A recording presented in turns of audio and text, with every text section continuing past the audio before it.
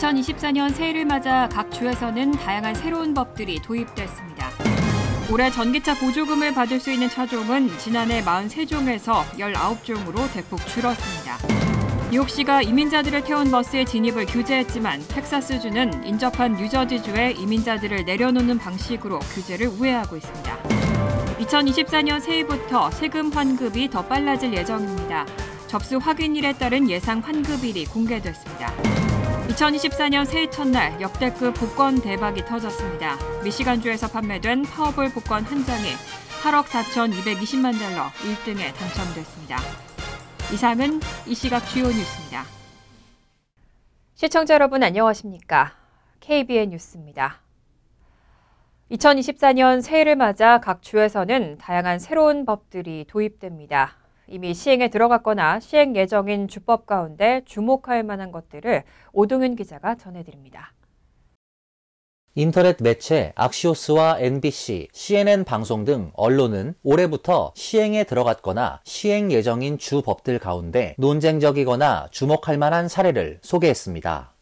우선 캘리포니아주에서는 직원 수가 500명 이상인 대형 소매업체들을 대상으로 성중립적인 장난감 판매대를 의무적으로 설치하도록 하는 법이 시행되었습니다. 이를 위반할 경우 첫 위반 시에는 $250, 이후 최대 $500의 벌금이 부과됩니다.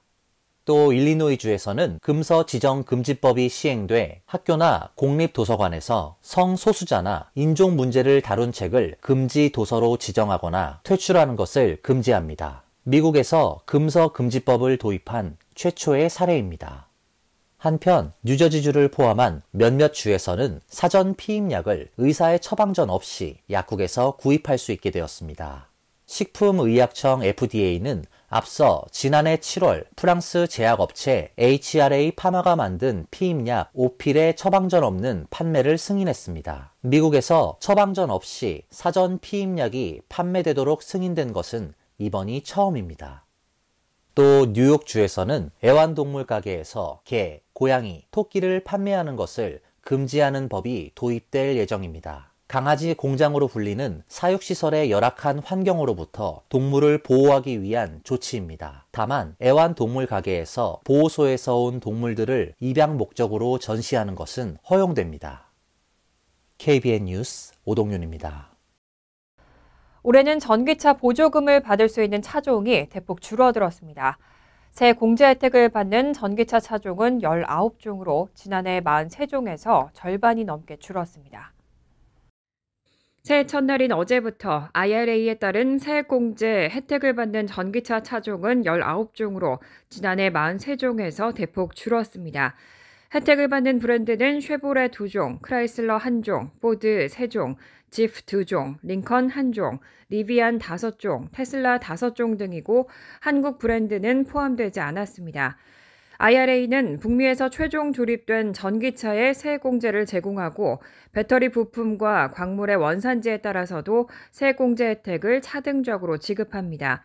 특히 IRA는 외국 우려기업 FEOC에서 조달한 부품에 대해서 제한을 두고 있는데 배터리 부품의 경우 올해부터 이 규정이 적용됩니다. 이 규정에 따라 사실상 모든 중국 기업과 중국 기업 지분이 25% 이상인 합작사도 FEOC에 포함됩니다. 중국 외에는 러시아, 북한, 이란 등이 세부 조항 적용을 받습니다. 국내 업체의 경우 중국 업체와의 합작사는 대부분 FEOC에 해당한다는 우려가 제기돼 왔습니다. 현대 제네시스 GV70은 한때 새 공제 혜택 대상이었지만 2022년 4월 이후 광물 및 배터리 부품 기준 강화로 인해 혜택을 받지 못하게 됐습니다. 다만 에너지부는 일부 적격 제조업체가 아직 자격을 갖춘 자동차에 대한 정보를 제공하지 않았다며 현재 명단이 추가로 갱신될 수 있다고 밝혔습니다. 텍사스주의 이민자 밀어내기 정책에 대한 대응으로 뉴욕시가 이민자들을 태운 버스의 진입을 규제했습니다. 하지만 텍사스주는 뉴욕과 인접한 뉴저지주에 이민자들을 내려놓는 방식으로 규제를 우회하고 있습니다. 뉴욕타임스, 악시오스 등 언론에 따르면 지난달 30일부터 어제까지 이민자 약 450명을 태운 버스 13대가 뉴저지주에 도착한 것으로 나타났습니다. 이들 버스는 루이지애나주에서 출발한 한 대를 제외하고 모두 텍사스주에서 출발했고 시카커스와 페누트, 에디슨, 트렌턴 등 뉴저지주 내 교통 요지에 도착해 이민자들을 하차시켰습니다.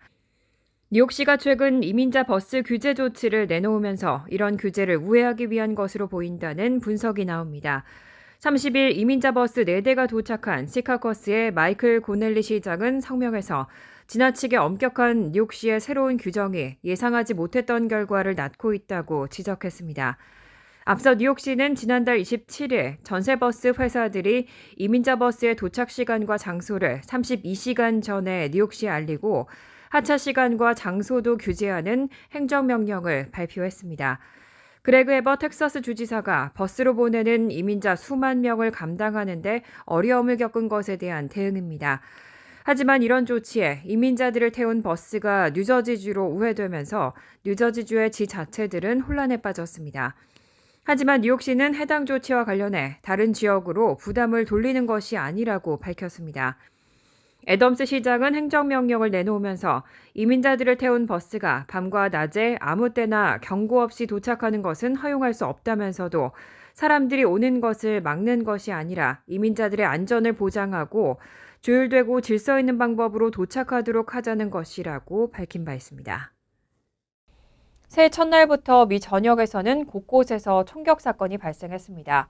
최소 8명이 숨지고 10여 명이 부상을 당했습니다.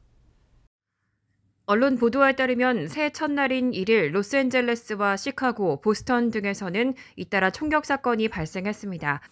LA 시내에서는 새해 전야 파티가 열리던 창고형 건물에서 총격이 발생해 20대 남성과 여성 등 2명이 사망하고 8명이 부상을 당했습니다. 또 비슷한 시각 LA 카운티 호손 지역 쇼핑몰 인근 거리에서도 총격으로 여성 1명이 사망하고 4명이 다쳤습니다. 시카고에서는 한 주택에서 총격이 발생해 53세 남성 1명이 사망하고 49세, 48세 여성 2명이 부상당했습니다. 피해자들은 창문을 뚫고 들어온 총알에 맞은 것으로 파악됐고 범인은 아직 체포되지 않았습니다. 메릴랜드주 프린스 조지 카운티에서는 하룻밤 사이 3곳에서 각각 3건의 총격 사건이 발생해 남성 3명이 사망했습니다. 보스턴에서도 한 주택가 거리에서 총격 사건이 발생해 남성 1명이 사망했습니다. 뉴욕 맨하튼 미드타운에서는 1일 오전 1시 30분께 경찰의 추격을 받던 44세 남성이 차를 몰고 도주하다가 차량과 보행자를 잇따라 치어 8명이 다치는 사고가 발생했습니다. 용의자는 누군가와 말다툼을 벌이던 중 신고를 받고 출동한 경찰이 다가오자 차를 타고 달아나기 시작했고 잘못된 방향으로 돌진하다 사고를 낸 뒤 인도를 들이받고 멈춘 것으로 전해졌습니다. 대선 주자로 유력한 바이든 대통령과 트럼프 전 대통령이 각각 신년 메시지를 발표했는데요.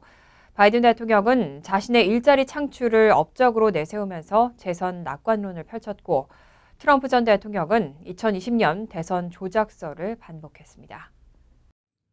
미국령 버진 아일랜드의 세인트 크루아 섬에서 휴가를 보낸 바이든 대통령은 ABC 방송 디 클라크의 뉴이어 스킨 이브 프로그램을 통해 새해 전날 사전 녹화 인터뷰를 통해 신년 메시지를 전했습니다. 바이든 대통령은 우리는 돌아올 것이며 그때가 됐다고 말하고 지난해 1,400만 개가 넘는 일자리가 창출된 것을 자신의 업적으로 강조했습니다.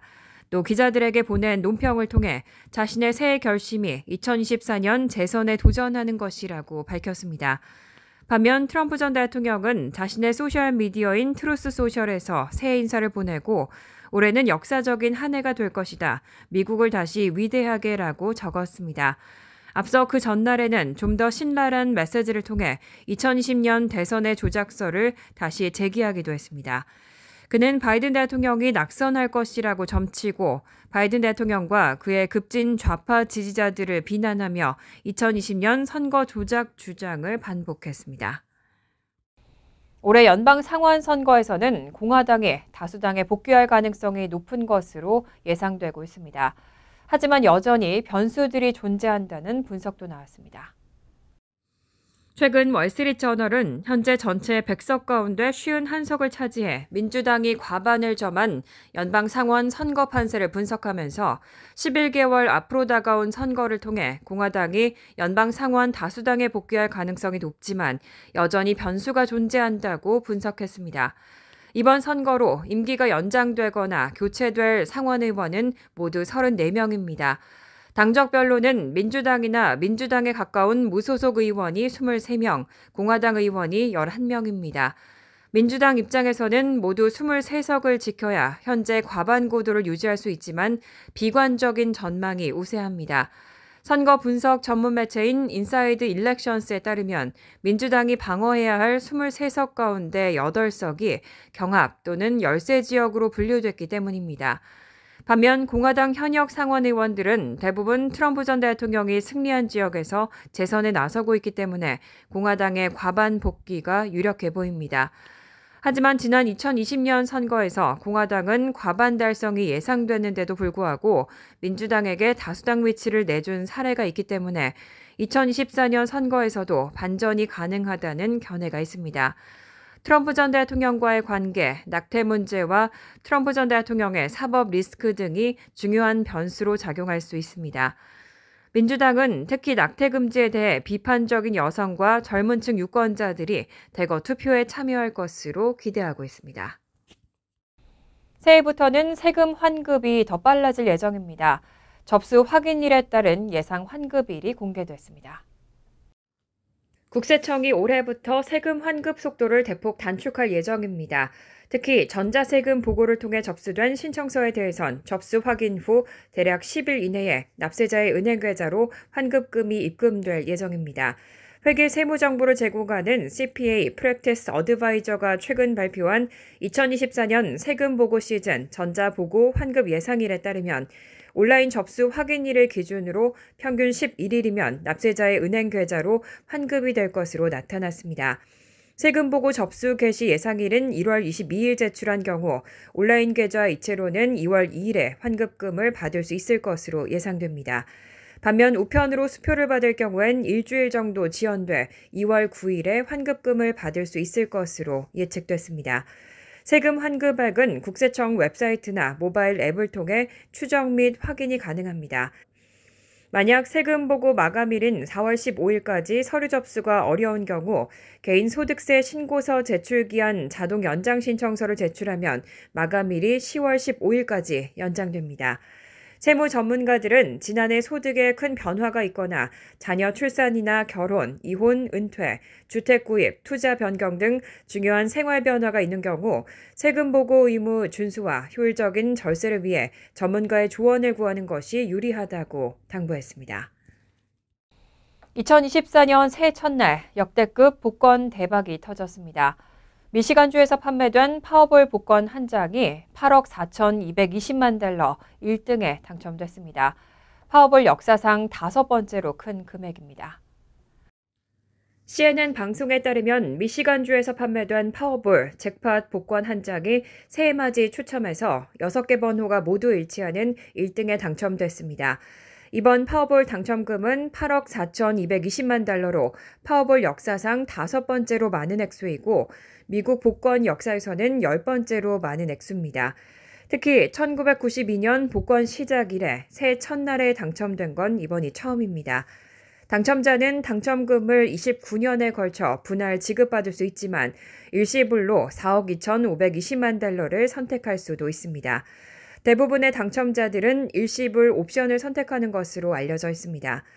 이번 대박은 최근 1등 당첨자가 2달 이상 나오지 않았기 때문에 발생했습니다. 마지막으로 1등 당첨이 있었던 것은 지난해 10월 11일로 당시 당첨금은 17억 6천만 달러였습니다.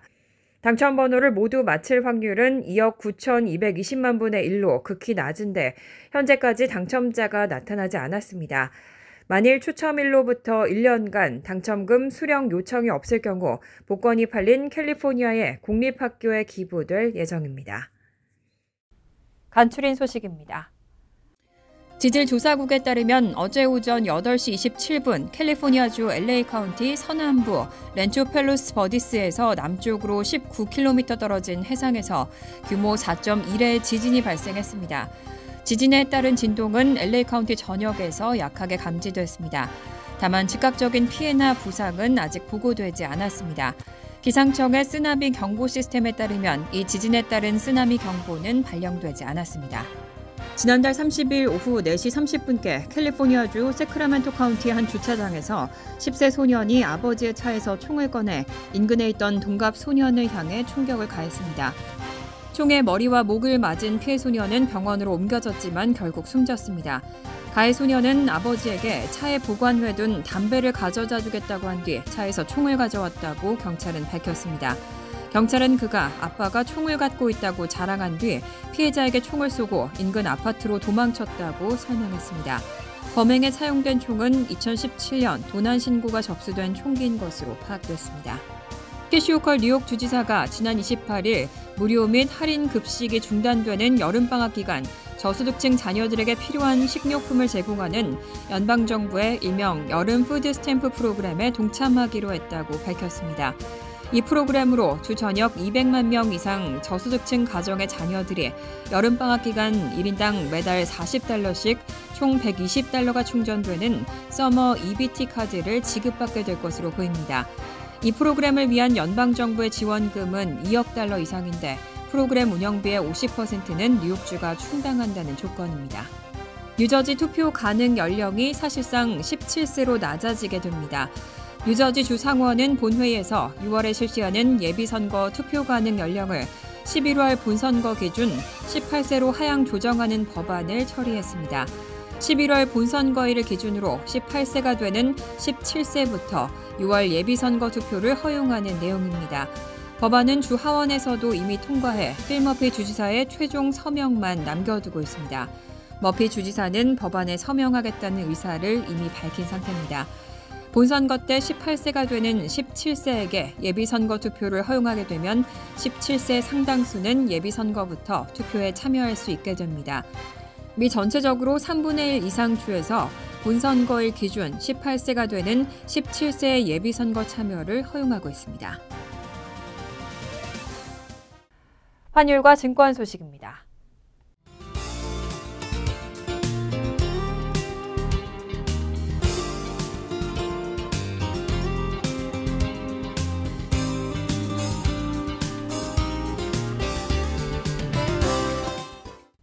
이어서 날씨입니다. 수요일은 화창하지만 밤늦게는 소나기 내릴 가능성이 있습니다. 낮 최고 기온은 41도, 섭씨 5도, 밤 최저 기온은 35도, 섭씨 2도로 예상됩니다. 목요일은 오전에는 구름이 많겠지만 점차 개겠습니다. 금요일은 화창하겠습니다. 이상으로 KBN 뉴스를 마칩니다. KBN과 함께 즐거운 저녁 되시기 바랍니다.